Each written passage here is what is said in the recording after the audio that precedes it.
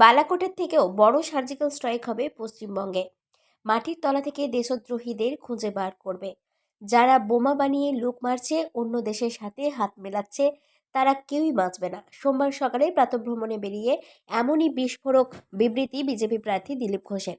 এদিন সকালে এমএমসির আগুয়ান মাঠে প্রাতঃভ্রমণ সারেন দিলীপ ঘোষ। ভূপতিনগরে এনআইএ অভিযান নিয়েও ইতিমধ্যেই সরব হয়েছেন তৃণমূল সুপ্রিমো মমতা বন্দ্যোপাধ্যায়। তিনি অভিযোগ করেছেন যে মধ্যরাত্রে এনআইএ গ্রামে গিয়ে তল্লাশির নামে অত্যাচার চালিয়েছে। এই প্রসঙ্গে বলতে গিয়ে দিলীপ ঘোষ হুমকি দেন যে কেউ বাঁচবে না, মুরগির বাচ্চার মতন তুলে নিয়ে যাবে ইডি সিবিআই।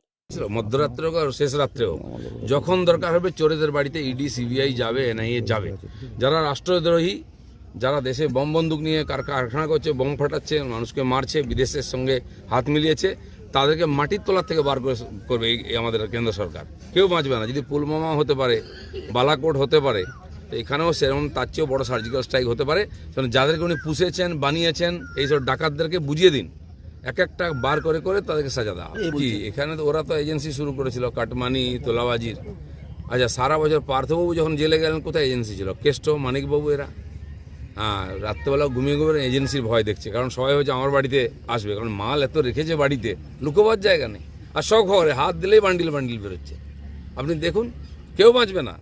যারা তড়পাচ্ছিল না, ভোট দিতে পারবে না, অনেকে ভেতরেই থাকতে হবে। ডাকই দেবে, কেউ প্রতিরোধে বেরোবে না। বেরোচ্ছে, এত ধরে নিয়ে যাচ্ছে, তুলে মুরগি বাচ্চার মতো নিয়ে যাচ্ছে এক একটাকে। ওই দু চারটা মহিলাকে সামনে করে দিয়েছেন, তো যখন ফোর্স যাবে সব বুঝে যাবে। এই প্রসঙ্গে তৃণমূলের সহ সভাপতি উত্তম মুখার্জিও কি বললেন আমরা শুনে নেব। দিলীপবাবু সগরভাঙার মাঠে বলেছিলেন, মারবো এখানে, লাশ পড়বে যেখানে সেখানে।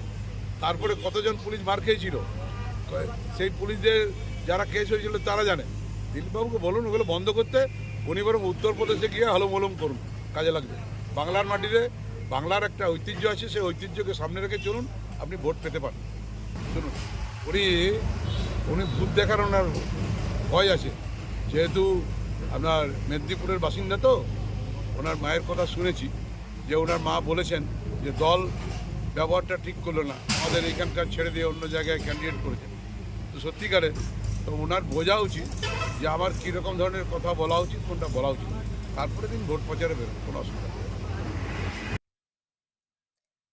দুর্গাপুর থেকে কৌশিক বাসুর রিপোর্ট, 99 নিউজ বাংলা।